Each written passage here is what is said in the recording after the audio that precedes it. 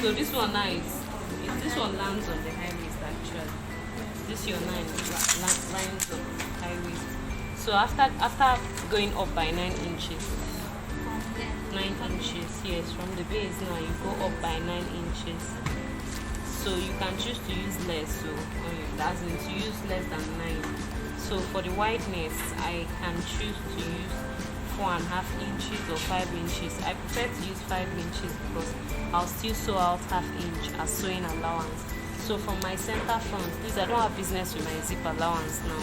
From the center front, I'll come inwards this way, and we have 5 inches. 5 inches. I'm not coming in with ½ inch. 5 inches. So 5 inches from here to here. 5 inches. So when you come in by 5 inches, at the base, most times we use 10. We use about 10 for the wideness of the base. So we use 10 inches. Then we come up by about 5 inches. It's not like it's a fixed something. It's just something that is a guide to help you to get a reasonable curve. There's no hard and fast rule about it. Then we'll now use our pencil for ears and for it. Whichever method you want to use. It's curved now. You're adding your 5 inches to touch this 11 inches here. Then 9 inches, 10 inches. So as good as whatever you had here, that's what you had here to go on. Well, sometimes you can use less here. Just like she said, it depends on the size of the... Then you now check with your hand and see if your hand can actually get in, and that's what we're going to have. So this is our surface pocket, so we label it as surface pocket. So these are our surface pockets. You're going to cut times 4 on any of the material that you want to be on the surface. The place where you attach the zip, I'll teach you how to cut times 4. I'm putting an arrow so that you can know that it's going upwards. So that's it for this one. Then we're going to do our welt pocket.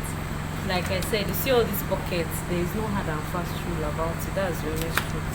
I want a place where it's going to be comfortable. I don't want to put a pocket that it will hang. You put your hand, it will hang. You come down, or maybe it's too down. Yeah, so I just find an average.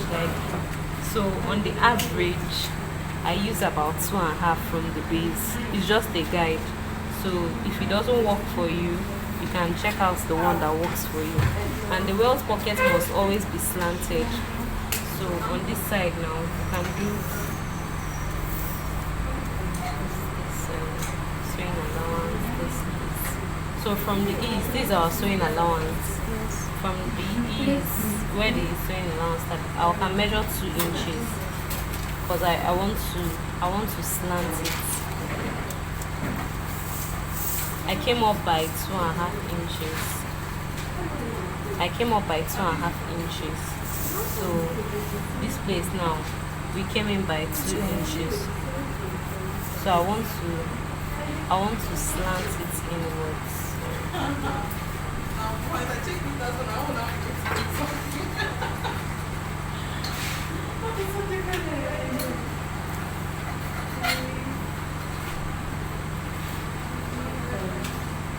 ½ inch wide.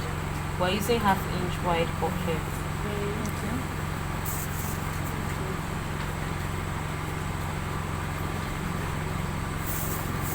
Then the length of bucket, the depth of bucket we use. Sorry, I don't want to come down. I want to. This is the last place I want to. I don't want it to cross this 2.1. So I want to use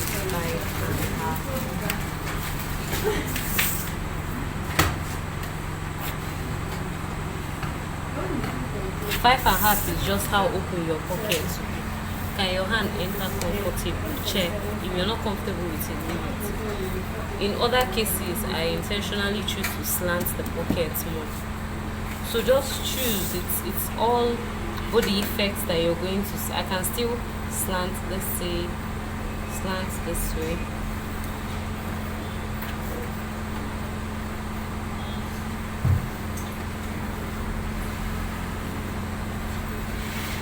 whatever you're doing, your creativity and your initiative comes into play.